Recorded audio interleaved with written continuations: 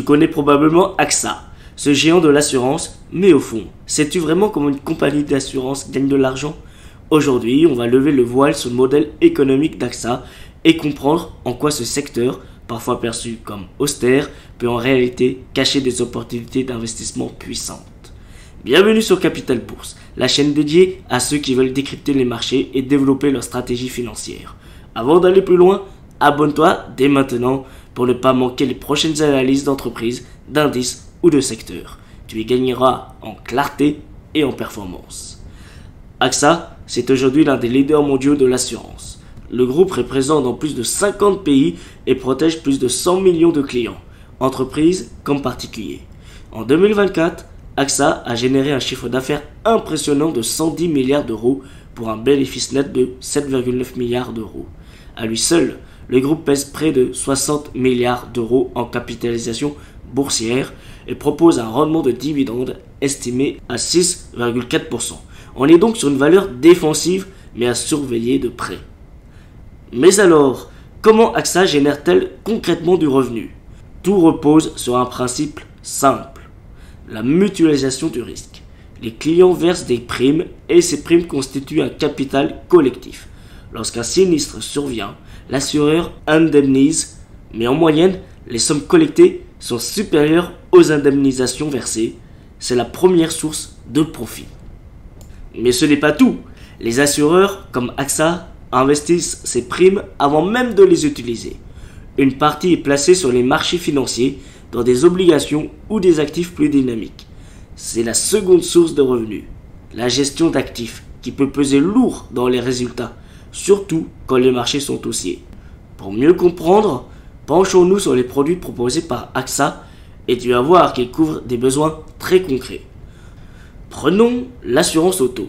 Si tu es conducteur, tu connais sûrement les fameuses formules tiers, intermédiaire ou tout risque. AXA propose ces déclinaisons avec des options comme le bris de glace ou l'assistance 24 heures sur 24. C'est un produit de base, mais à marge maîtrisée. Ensuite, il y a l'assurance habitation. Tu subis une fuite d'eau, un cambriolage, un incendie. AXA indemnise les dégâts. Par exemple, la garantie dégâts des eaux couvre une rupture de canalisation, un classique du quotidien. Il y a aussi la complémentaire santé. Un passage chez le dentiste peut coûter 800 €, donc seulement une partie est prise en charge par la sécurité sociale. AXA vient compléter la différence contre une cotisation mensuelle. Et enfin, AXA propose aussi un autre service qui est l'assurance vie et les contrats d'épargne.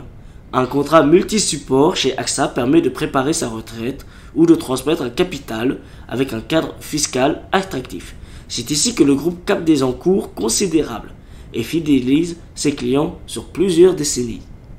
Tous ces produits assurent des revenus réguliers et croissants. Et si ce genre de contenu t'aide à mieux comprendre le business des grandes entreprises, encore une fois, n'hésite pas à t'abonner, ça soutient énormément la chaîne. Merci. Côté finance, AXA affiche une dynamique solide. En 2024, les revenus ont progressé de 7% et le bénéfice net de 10%, avec un ratio de solvabilité à 216%. La solidité financière du groupe est largement au-dessus des exigences réglementaires. Le dividende annoncé est de 2,15 € par action, en hausse de 9% sur un an, ce qui offre un rendement très compétitif sur un marché où les taux de rémunération restent globalement faibles. Mais attention, le secteur de l'assurance n'est pas sans défi. Les taux d'intérêt ont longtemps été très bas, ce qui a réduit la rentabilité des placements. Les catastrophes naturelles deviennent de plus en plus fréquentes et leurs coûts explosent. Sécheresse, inondations, tempêtes. Enfin, les comportements évoluent. Les jeunes générations veulent des contrats 100% en ligne. Des offres personnalisées, un service client ultra réactif. AXA investit donc massivement dans la digitalisation et l'innovation produit pour ne pas se faire dépasser par des néo-assureurs plus agiles. Le groupe a aussi revu sa stratégie. Avec le plan Unlock the Future, AXA vise une croissance annuelle du bénéfice comprise entre 6 et 8% et un retour sur fonds propres de 14 à 16% à horizon 2026. La vente récente d'AXA Investment Managers à BNP Paribas pour 5,1 milliards d'euros illustre une volonté de se recentrer sur son cœur de métier, c'est-à-dire l'assurance, et de libérer des marges de manœuvre pour mieux rémunérer les actionnaires. Avant de passer à la conclusion, si tu apprécies cette analyse, pense à t'abonner à la chaîne Capital Bourse. Tu fais ainsi partie des gens qui investissent dans leur compréhension avant d'investir leur argent. Alors, AXA, bonne affaire ou valeur à fuir, c'est une entreprise robuste, au business model éprouvé avec des produits simples mais nécessaires, une bonne capacité de redistribution et une présence mondiale, mais elle reste exposée aux événements climatiques, aux fluctuations des marchés financiers et aux attentes d'une clientèle en pleine mutation. La question qu'il faut se poser maintenant, en tant qu'épargnant, c'est la suivante. Préfères-tu investir dans une entreprise high-tech à forte croissance mais risquée, ou dans une valeur sûre, ancrée, qui verse un bon dividende et évolue avec prudence? À toi de jouer. Dis-moi en commentaire ce que tu penses d'AXA et surtout quelle sera la prochaine entreprise que tu veux voir analyser sur la chaîne. Maintenant, je te propose directement qu'on passe sur le graphique d'AXA afin qu'on puisse déterminer les zones de support et de résistance et potentiellement un petit peu prévoir ce que pourrait faire l'action. Donc voilà, comme on peut le voir à l'écran, il y a le graphique de l'action AXA qui cote dans le CAC 40. Je suis en daily actuellement et ce qui va être intéressant, c'est bien de déterminer une fois, la première chose c'est la tendance, donc là on est plutôt en tendance haussière depuis le 7 avril et puis même on est dans une tendance assez marquée. Je vais essayer d'enlever quelques indicateurs. Alors hop, pour que ce soit un petit peu plus clean en termes de visuel sur le graphique. Alors en fait ce qu'on peut voir c'est que on est dans une tendance sur du très long terme haussière. En fait, ce qui est intéressant, c'est de voir où est-ce que ça va. Eh bien, en fait, on voit bien que c'est depuis la reprise de la pandémie du coronavirus, là où en fait les marchés s'étaient fait une très très belle frayeur. Et en fait, on voit bien que c'est plutôt assez linéaire. Si je prends un outil par exemple droite de tendance, je vais mieux l'afficher un petit instant.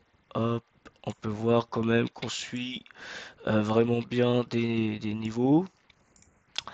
C'est grosso modo ce qu'on peut faire hein, en termes pour appliquer notre visuel. Cette ligne de tendance. Ensuite, ce qui est intéressant, c'est que nous pouvons observer que nous sommes littéralement sur des plus hauts. On est en train de faire peut-être un double top. Là, je me suis mis en 12 mois, comme on peut le voir à l'écran. Là, on voit qu'on va bientôt rejoindre un top qui est le top des 42, 90. Si on pourrait peut-être même aller plus loin. Il y avait une grosse respiration ces derniers temps, on peut le voir, on peut le constater, qu'on est allé chercher la zone des 34 euros l'action. En fait, ce qui est intéressant là dans ce circonstance, c'est de savoir pourquoi. Ben, ça rime avec tout ce qui est les taxes douanières, etc. et la politique monétaire de Donald Trump et des États-Unis sous tension de guerre commerciale.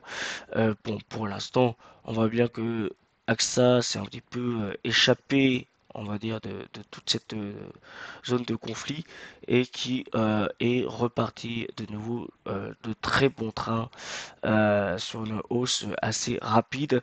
On peut regarder sur un delta de temps, hein, janvier à février, on passait de 33 à 37 euros l'action et là de mars du 7 avril au 30 d'avril on passe de 35 à 41 l'action, donc elle a surperformé depuis ces derniers temps. Zone de repli pour achat, évidemment, on serait plutôt tenté de se positionner aux alentours des 40 voire 38, mais bon, pour aller les chercher, il va falloir attendre encore un petit peu, si ce n'est de nouvelles réglementations concernant tous ces, toutes ces actualités au sein de la politique, que j'ose dire politique des États-Unis, de l'Europe et surtout de la Chine. Donc voilà, ça c'est plutôt ça. On l'a vu tout à l'heure que AXA c'est une très très belle valeur. On a vu que c'est une valeur où elle a de multiples sources de revenus. Alors certes, elle est très vite impactée lorsque les marchés financiers vont pas bien, lorsque l'économie mondiale peut paraître à l'avenir moins performante, mais en tout cas, on l'a bien vu, la résilience de AXA lors du confinement, lors de la pandémie de coronavirus, lors de ces derniers temps avec les conflits, on voit bien que elle se relève très très vite et elle atteint encore des plus hauts, et donc c'est une valeur solide dans le temps. Je ne sais plus combien elle cotait cette action avant Covid, ça c'est intéressant de le regarder. Voilà, elle cotait aux alentours des 12-16 euros. C'est quand même incroyable ce que peut faire ce genre d'action alors qu'elle venait de 26 euros au début. Évidemment, on va pas parler de tout ce qui est contexte euh, de l'inflation d'augmentation des prix aussi de la part de AXA, qui contribue à une augmentation de son chiffre d'affaires et aussi forcément à une augmentation de sa marge nette, donc ce qui en résulte du prix de l'action. Voilà. Si vous avez aimé cette vidéo, cette analyse complète et graphique, je vous propose de vous abonner. Si ce n'est pas encore fait, faites-le. Ça soutient énormément la chaîne. C'était Capital Bourse et on se retrouve très vite pour de prochaines analyses.